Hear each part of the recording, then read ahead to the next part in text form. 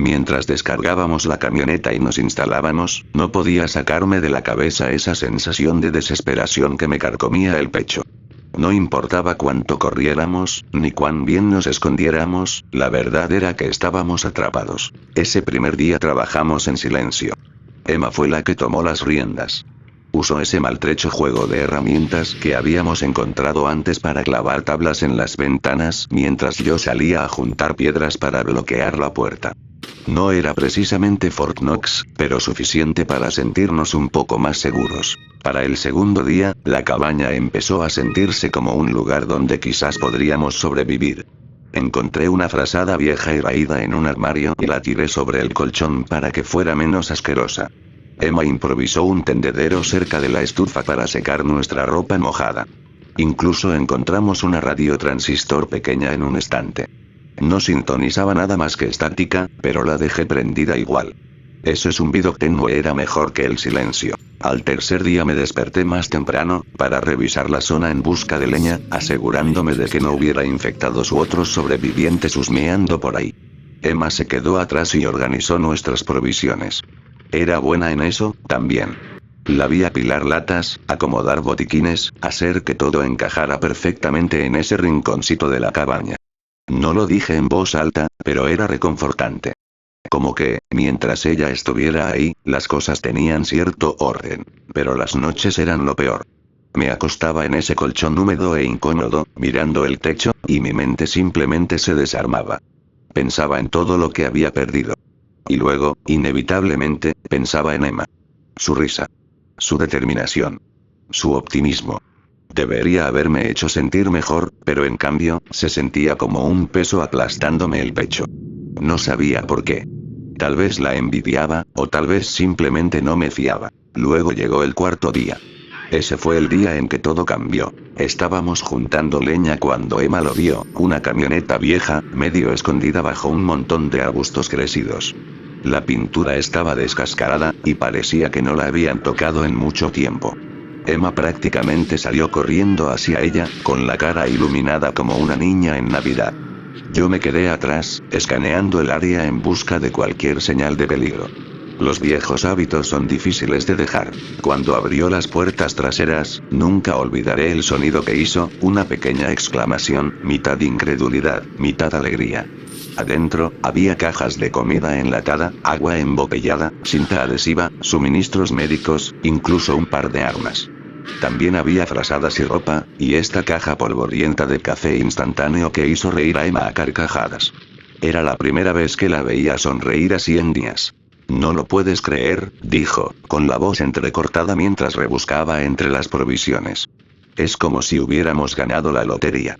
Dejé que me escapara una sonrisa, solo un poquito. Por primera vez en mucho tiempo, me sentí normal. Pasamos el resto de la tarde descargando la camioneta y llevando todo de vuelta a la cabaña. Nos llevó horas, pero no importaba. Teníamos provisiones para durar semanas, quizás incluso meses. Teníamos un techo sobre nuestras cabezas. Estábamos lejos de los infectados. Y por una vez, no estaba completamente solo. Cuando terminamos de meter todo adentro, el sol se estaba poniendo, y el cielo era una mezcla increíble de naranja y rosa. Emma tarareaba alguna melodía que no reconocí mientras apilaba latas en hileras prolijas. Me apoyé contra la pared y simplemente la miré. Parecía tan feliz. Tan tranquila. Era contagioso. Todo va a estar bien, dijo, cruzando la mirada conmigo. Lo vamos a lograr, Liam. Asentí, pero no podía sacarme esa sensación del estómago. Quería creerle, de verdad. Pero algo dentro de mí gritaba que no era tan simple. Nunca es tan simple. Esa noche, comimos sopa instantánea junto a la estufa y tomamos el primer café caliente que tomaba en meses. Por un rato, sentimos que no solo estábamos sobreviviendo, sino que estábamos viviendo. Una vez que me acosté en ese colchón más tarde esa noche, todos esos pensamientos oscuros no volvieron, y finalmente pude dormir tranquilo. El quinto día comenzó como la mayoría de los otros. Emma y yo pasamos la mañana revisando nuestras provisiones, una rutina que se había vuelto extrañamente reconfortante. Ella siempre era meticulosa, etiquetando latas y organizando el botiquín de primeros auxilios, mientras yo me ocupaba de reforzar las barricadas. La cabaña se sentía más segura que nunca, pero la sensación de malestar persistía. Me dije a mí mismo que era solo el mundo en el que vivíamos ahora, pero en el fondo, sabía que era más que eso. Pero ese fugaz momento de paz no duró. Esa tarde, mientras estábamos sentados junto a la estufa, noté algo raro. Mi teléfono, que había estado vibrando intermitentemente con señales débiles, estaba completamente silencioso. Ninguna notificación. Ningún mensaje. Nada. Se fue la señal, murmuré, mostrando el aparato. Emma miró hacia arriba, con una expresión ilegible. Se veía venir. Nada dura para siempre, ¿no? Intentaba mantener la calma, pero podía notar que estaba decepcionada. La señal había sido un salvavidas, un recordatorio de que no estábamos completamente aislados del mundo. Pero ya había pasado por esto antes.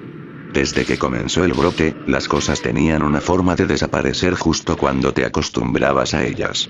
Nos las arreglaremos, dije, más por ella que por mí. Esa noche, me quedé dormido con el sonido del viento sacudiendo las paredes de la cabaña. El fuego en la estufa crepitaba suavemente, proyectando sombras danzantes por la habitación. Por primera vez en mucho tiempo, me sentí casi contento. Pero esa sensación no duró. Me desperté con el sonido de algo cayendo al suelo. Mi corazón dio un salto en mi garganta mientras me sentaba, escaneando la habitación tenuemente iluminada. Las llaves de mi camioneta brillaban en el suelo cerca de la puerta. Ahí fue cuando la vi. Emma estaba parada junto a la puerta, con una bolsa colgada del hombro y un rifle en la mano. Se me heló la sangre al darme cuenta. Intentaba irse.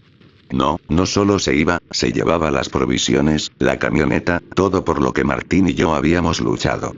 Emma, dije, con la voz ronca. Ella se congeló, girándose para mirarme. Sus ojos estaban abiertos, su cara pálida. Liam, yo no es lo que parece. ¿En serio?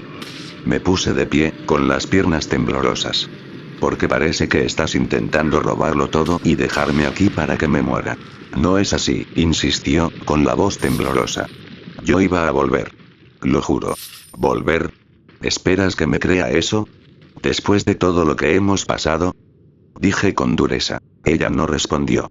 En cambio, se giró y abrió la puerta de golpe. El aire frío de la noche entró mientras ella salía, pero no iba a dejarla ir tan fácilmente. Me lancé hacia adelante, agarrándola del brazo y tirándola de vuelta a la cabaña. La bolsa cayó al suelo, y las provisiones se derramaron por la habitación. «Suéltame», gritó, forcejeando contra mí.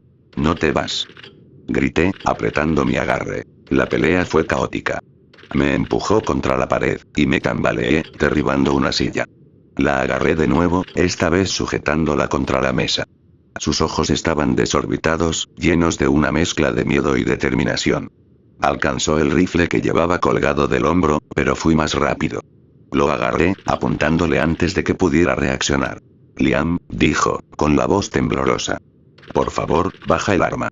Podemos hablar de esto. La miré, con las manos temblorosas. Mi mente era un torbellino de emociones. Ira, traición, miedo.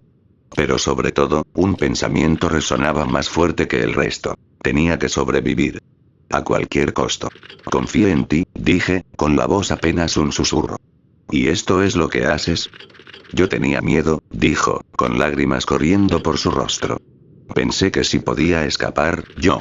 Cállate, le interrumpí bruscamente. Ella dio un paso hacia mí, con las manos levantadas en un gesto apaciguador. Liam, no tienes que hacer esto. Por favor. Pero yo sabía cómo terminaba esto. Había visto suficientes películas, leído suficientes historias. La gente que daba segundas oportunidades siempre pagaba por ello al final. No podía permitirme eso. Ni ahora. Ni nunca. Mi dedo se apretó en el gatillo. Ella lo vio en mis ojos, el momento en que tomé mi decisión. Liam, no. El disparo resonó por la cabaña, ensordecedor en el espacio confinado. Emma se desplomó en el suelo, con los ojos abiertos como platos. La comprensión de lo que había hecho me golpeó como un tren de carga. Me tambaleé hacia atrás, dejando caer el rifle mientras la bilis me subía a la garganta. Mis rodillas se dieron, y me hundí en el suelo, mirando su cuerpo sin vida. La maté. Maté a una persona antes de matar a un infectado. El peso de eso era sofocante. Me arrastré hasta la esquina de la habitación, con la cabeza entre las manos mientras intentaba procesar lo que acababa de hacer.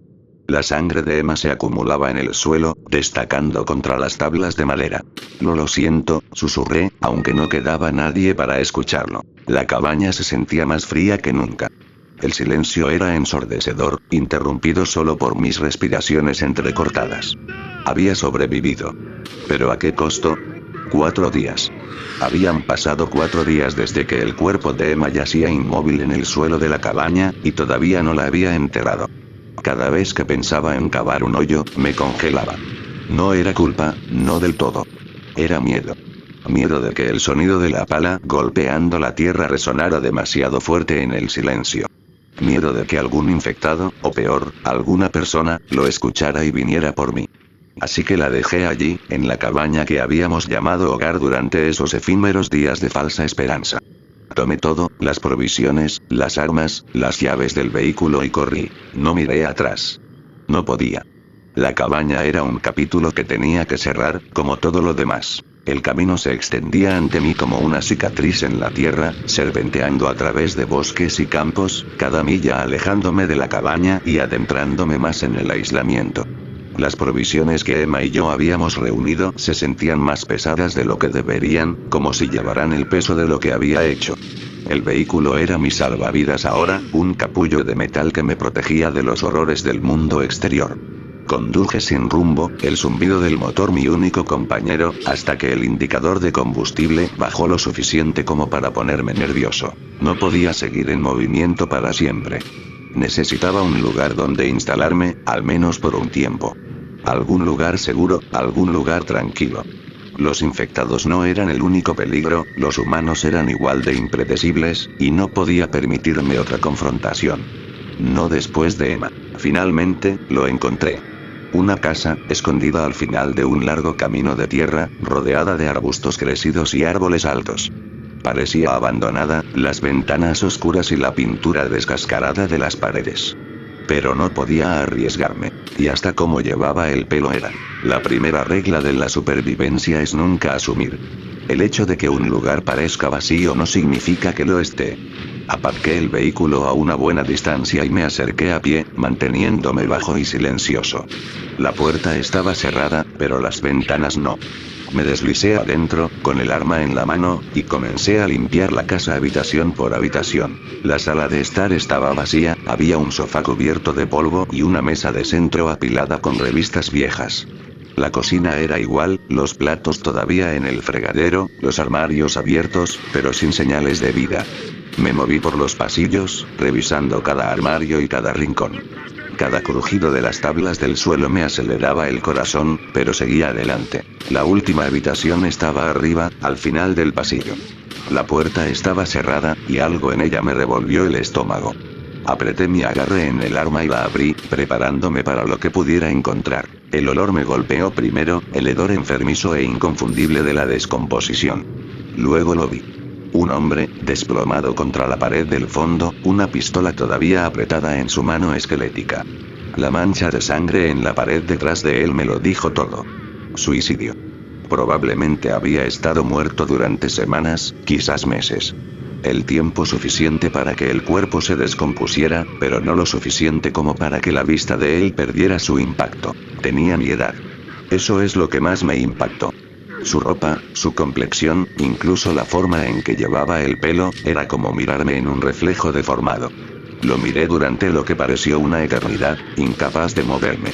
Aquí era donde terminaba el camino para gente como nosotros, ¿no?